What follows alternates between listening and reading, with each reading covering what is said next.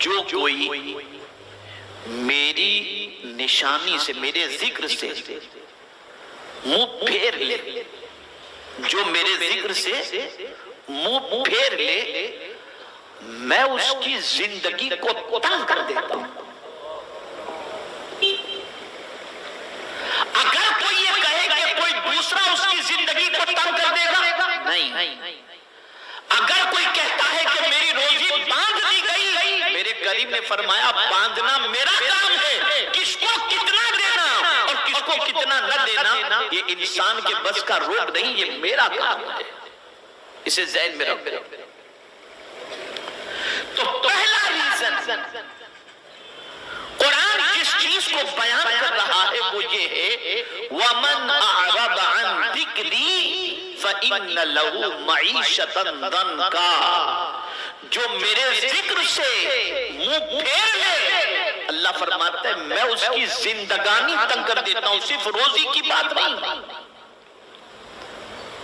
صرف روزی کی بات نہیں کہی گئی، اس کی زندگی تنگ کر دیتا ہوں۔ اب زندگی تنگ سے مراد روزی بھی تنگ، عمر میں برکت بھی تنگ، سب کچھ ہونے کے بعد دل میں خوشی کا نہ ہونا، گھر بھی تنگ،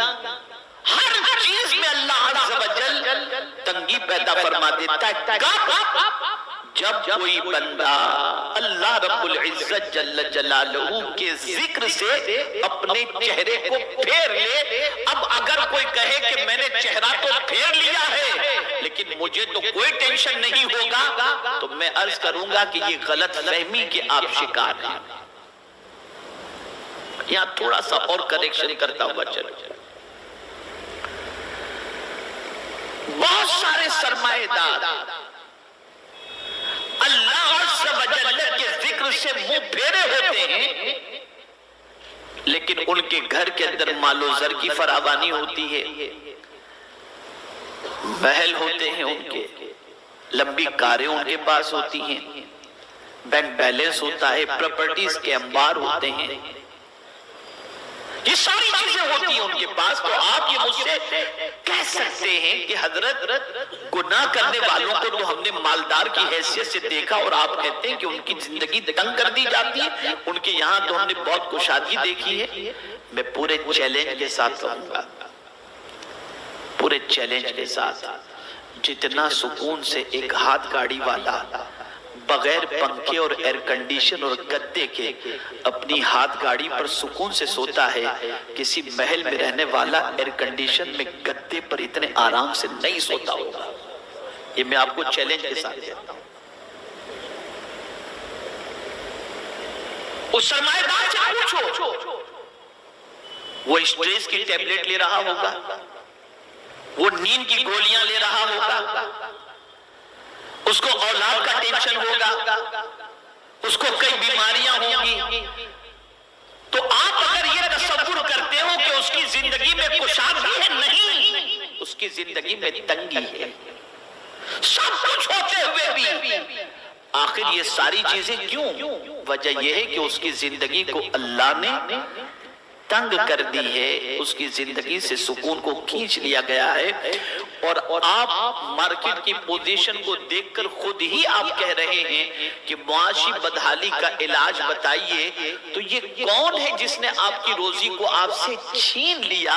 وہ پروردگار جل جلالہ ہی ہے جس نے روزی کے اندر تنگی پیدا کر دی، اور روزی کو کشادگی جو تھی روزی کی، اللہ عز و جل نے اسے کم کر دی۔ اب آپ ریزن تلاش کریں تو آئیے میں آپ کو بتاؤں۔ میرے پیارے آقا صلی اللہ تعالی علیہ وسلم کے پیارے دیوانوں، جب دولت آتی ہے تو انسان میں مستی بھی آتی ہے، جب دولت آتی ہے تو انسان کے اندر گناہ کا جذبہ بھی آتا ہے، جب دولت آتی ہے تو انسان کے اندر ہوس بھی پیدا ہوتی ہے، جب دولت آتی ہے تو انسان کو آوارگی بھی سوچتی ہے، جب دولت آتی ہے تو انسان کو ظلم کرنا بھی سوچتا ہے، جب دولت آتی ہے تو انسان کو عیاشی کا بھی لطف اٹھانا ہوتا ہے۔ دولت آتی ہے تو اس کے ساتھ نہ جانے کتنے خرافات کو اپنے ساتھ لے کر کے آتی ہے۔ نتیجتاً انسان غربت کی چکی میں جب پیسا جا رہا تھا، سرمایہ کی لذت جب وہ پاتا ہے تو چاہتا ہے دنیا کی ساری لذتیں وہ حاصل کر لے۔ چنانچہ آپ دیکھیں گے کہ مال کے آنے کے بعد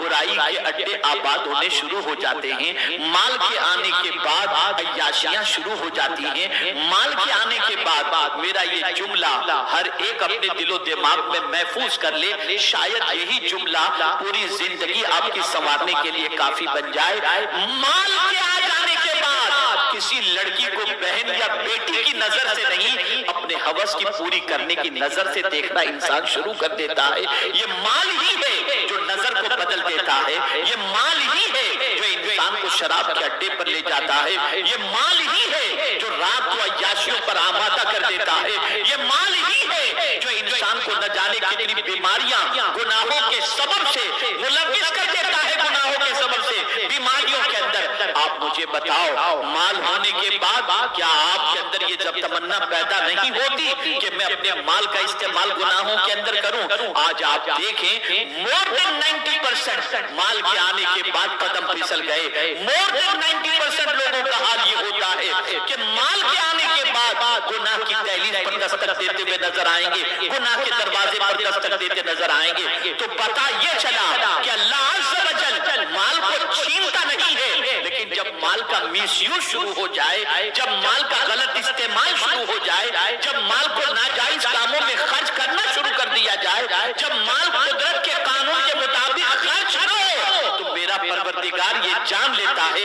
یہ بندہ ایسا نہیں کہ اسے مال دیا جائے، چھین لو اس سے تاکہ مال کی قدر کا احساس ہو سکے، چھین لو اس سے تاکہ مال کی اہمیت اسے سمجھ میں آ سکے۔ میرے پیارے آقا صلی اللہ علیہ وسلم کے پیارے دیوانوں،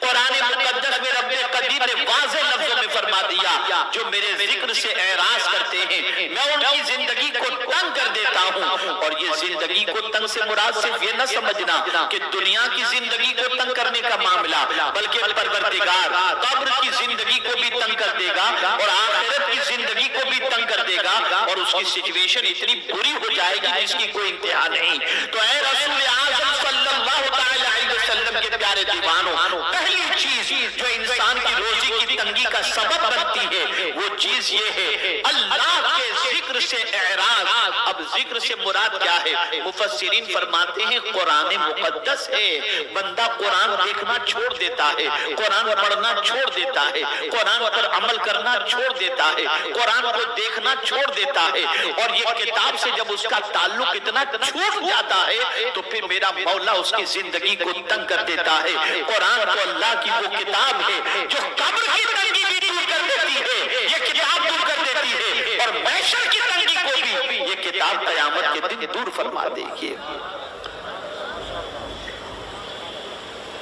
تو رزق کی تنگی کا ریزن سب سے پہلا قرآن نے جو بیان کیا وہ اللہ کے ذکر سے اعراض کرنا۔ غریب تھا، فجر کی نماز جماعت سے پڑھتا، غریب تھا، روزانہ قرآن مقدس کی تلاوت کرتا، غریب تھا، اللہ کے ولی کے آستانے پر جاتا، دولت نے اتنا پھنسا دیا کہ ساری چیزیں اور یہ بات اچھی طرح سے ذہن میں رکھو، پرماننٹ کو یہ تصور نہ کر لے کہ آج میرے پاس جتنا ہے وہ ہمیشہ رہے گا، نہیں، کبھی یہ تصور نہ کرے، ہمیشہ ڈرے اللہ سے۔ اس لیے میرے آقا صلی اللہ علیہ وسلم دعا کرتے، اللہم انی اعوذ بک من زوال نعمتک، اے اللہ میں تیری پناہ مانگتا ہوں نعمت کے زوال سے۔ حضرت جبریل امین علیہ الصلاۃ والتسلیم کے حوالے سے آقا فرماتے ہیں میں جب چاہتا ہوں ملتزم پر جبریل کو لپٹے ہوئے دیکھتا ہوں کہ وہ یہ دعا کر رہے ہیں، اللہ تو نے جو نعمت مجھے دی ہے مجھ سے چھیننا نہیں۔ میرے پیارے آقا صلی اللہ تعالی علیہ وسلم کے پیارے دیوانوں، یہ بات اچھی طریقے سے ذہن کے اندر محفوظ کر لیں کہ اللہ عز و جل ہی نعمت دینے والا ہے اور وہی نعمت کو چھیننے والا۔ اللہ اکبر چینل سے جڑے اور چینل کو سبسکرائب کر دیں۔